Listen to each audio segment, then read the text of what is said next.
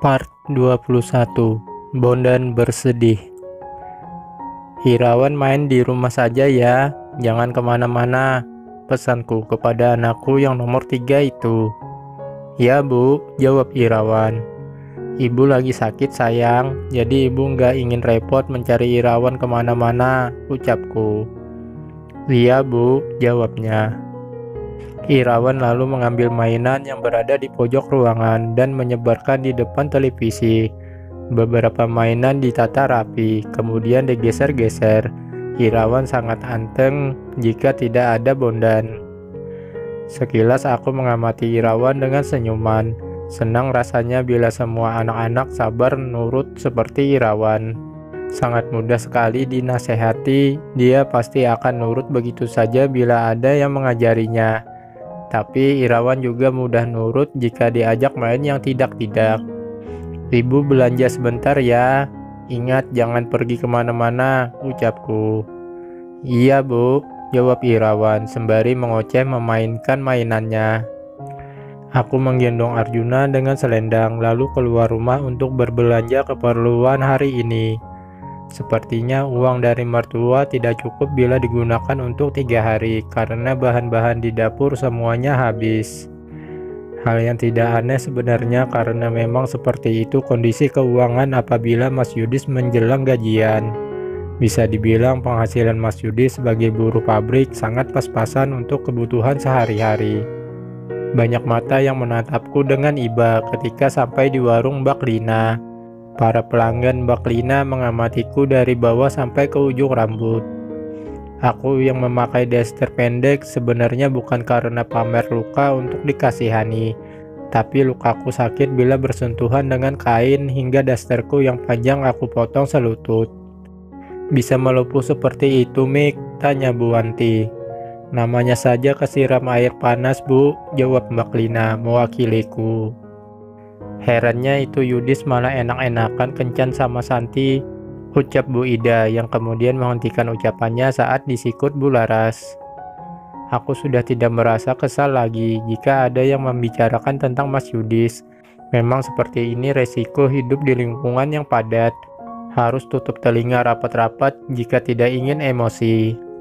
Seperti kemarin, Mbak Lina sengaja melayaniku terlebih dahulu dan mengesampingkan untuk melayani yang lain. Sayangnya ada beberapa pembeli yang protes karena alasan terburu-buru.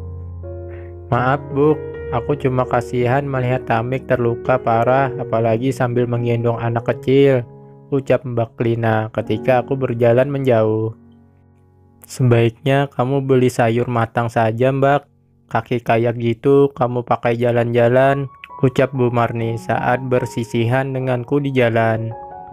Sebenarnya ingin seperti itu Mbak, sayangnya sayuran matang letaknya jauh-jauh, jawabku.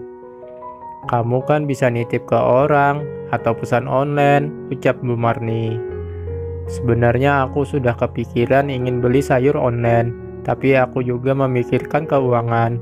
Uang di kantong sangat pas-pasan. Tidak mungkin aku hambur-hamburkan sedangkan Mas Yudis tidak bisa aku ajak bicara. Sakit rasanya ketika sampai di rumah mengerjakan pekerjaan rumah tanpa sepenuh hati. Apalagi badanku yang belum sembuh, membuat bukan hanya sakit di dalam tapi di luar dan sekujur tubuh. Namun semua pekerjaan tetap aku lakukan secara perlahan-lahan. Meskipun tidak sepenuhnya selesai, setidaknya pekerjaan yang penting bisa aku selesaikan, yaitu menyiapkan makanan untuk anak-anak. Hari ini meskipun tubuh gatal semua, aku memutuskan untuk tidak mandi, hanya mencuci muka, gosok gigi, dan mengelap tubuhku dengan air hangat. Kakiku sudah sangat parah, luka dan melepuh berdampingan. Bila ingin cepat sembuh, luka seperti itu kata Simbok tidak boleh terkena air. Itu yang saat ini aku ikuti. Selain ingin cepat sembuh, aku juga tidak punya uang untuk berobat ke dokter. Saat memindahkan makan siang dari dapur ke meja makan, ibu mertua tiba-tiba datang ke rumah. Wanita tua itu mengamati kakiku. Ya ampun Mik, kakimu kenapa? Tanya ibu mertua. Tersiram air panas Bu, jawabku. Kok bisa? Tanyanya.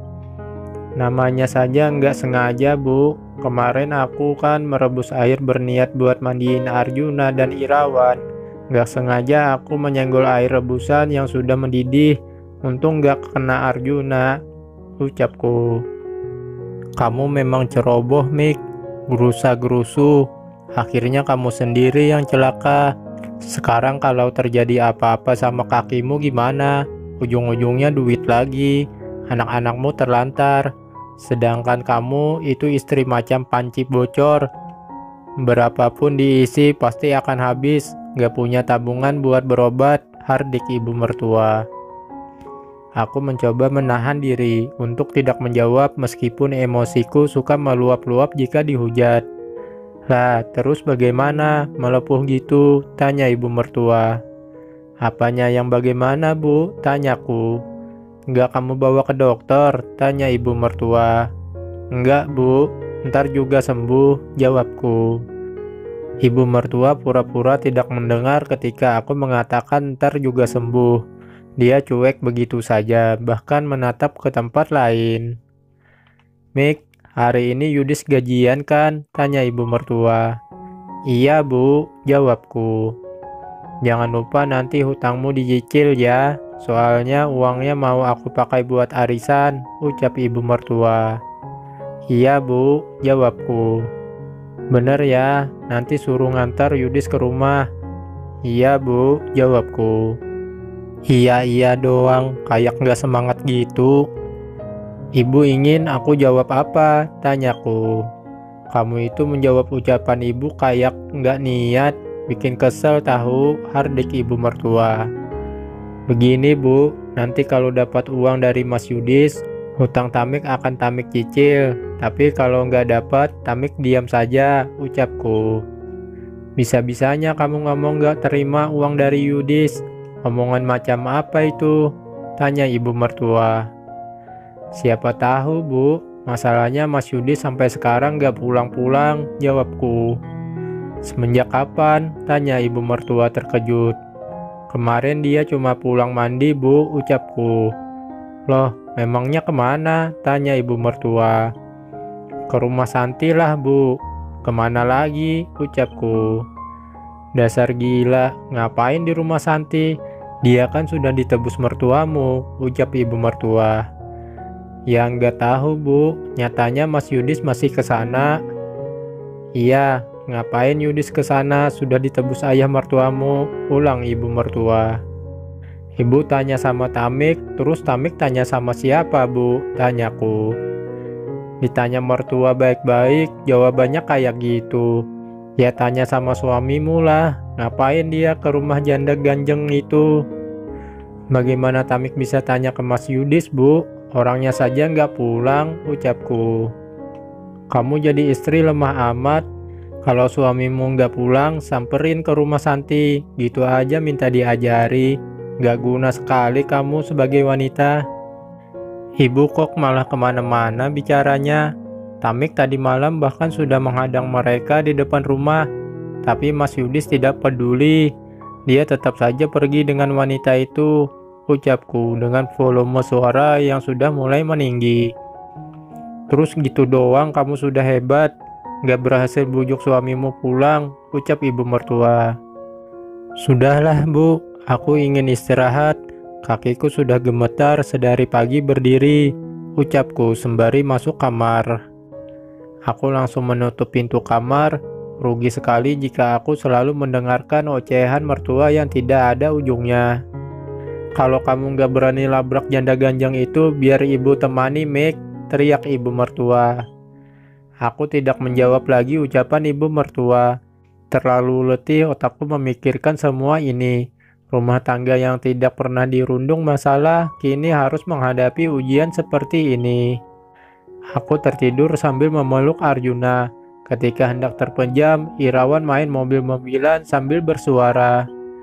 Aku turun dari tempat tidur, berjalan perlahan-lahan agar Arjuna tidak terbangun.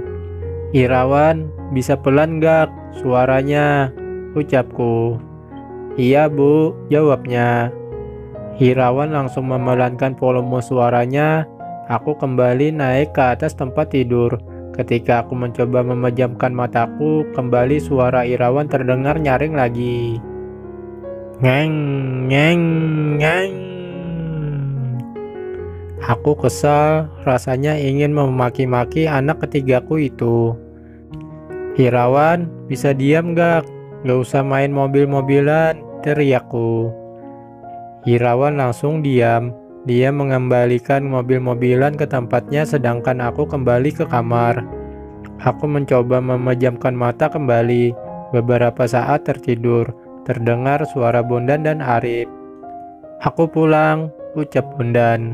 Ibu, aku pulang, teriak Arif. Ibu, ambilin Bondan baju, teriak Bondan. Ambil sendiri di almari, ucapku sambil menepuk-nepuk pantat Arjuna agar tidak terganggu dengan kehadiran abang-abangnya. Ibu, ambilin, teriak Bondan memaksa. Badanku yang masih terasa sakit semua terpaksa beranjak. Aku mendongakkan kepalaku keluar kamar. Bondan udah gede, harus bisa berpakaian sendiri, ucapku. Ambilin, teriak Bondan tak terima. Anak keduaku itu sudah mencopot bajunya, tinggal memakai dalaman. Arif, tolong ambilin pakaian buat adikmu, titahku.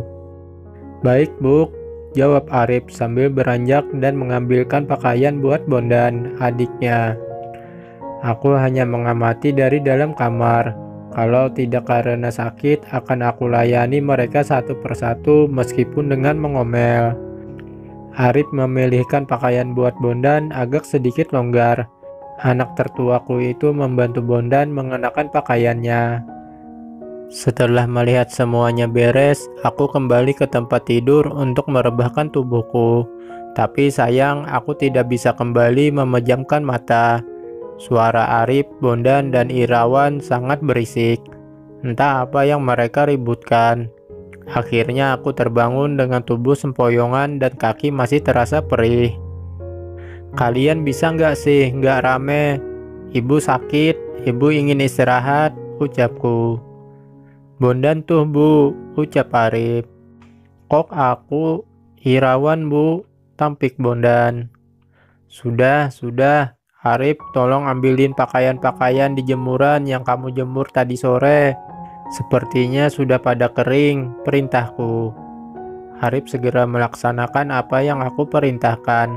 Anak sulungku itu langsung mengambil pakaian yang berada di jemuran, kemudian mengumpulkannya di kursi depanku. Ntar bantuin ibu melipat baju, bisa nggak? Tanyaku. Arif mau main Bu, jawabnya. Main melulu, ibu sakit, bantulah ibu sedikit, titahku. Arif tidak menyahut, tapi mulutnya cemberut. Ya sudah sana, dimintai tolong ibu begitu saja cemberut, ucapku. Wajah Arif langsung berbinar. Kalau gitu Arif main dulu ya Bu, pintanya. Iya, tapi makan dulu, ucapku. Nanti saja makannya, jawab Arif.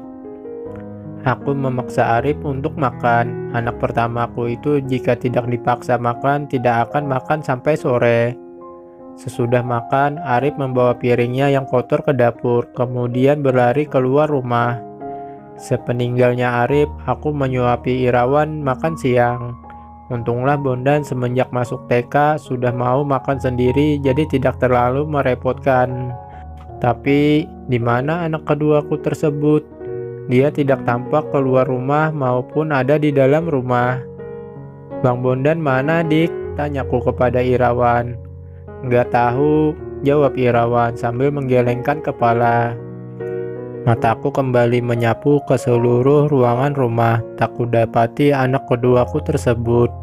Kemana Bondan? Tanyaku dalam hati. Aku sangat mengkhawatirkan keduaku itu. Dia mainnya sangat berbahaya. Segera aku suapi Irawan dengan tergesa-gesa karena takut dengan ulah salah satu anakku tersebut. Takut bila Bondan melakukan perbuatan yang membahayakan buat semua orang. Selesai menyuapi Irawan, aku memeriksa dapur. Kukira Bondan bermain kompor, tapi dia ternyata tidak ada di sana. Kemudian aku melihat kamar dan sudut-sudut rumah. Tidak mungkin dia ke halaman karena tadi tidak keluar pintu. Aku ke samping rumah, pintu samping terbuka. Mungkinkah Bondan ke belakang? Benar dugaanku, ternyata Bondan pergi ke belakang rumah. Di situ aku dapat melihat Bondan sedang duduk di dekat kandang ayam sambil menatap rumah ayam yang telah kosong dan menyandarkan kepalanya ke dinding. Bondan, ucapku dengan iba. Aku paham bagaimana perasaannya. Bersambung.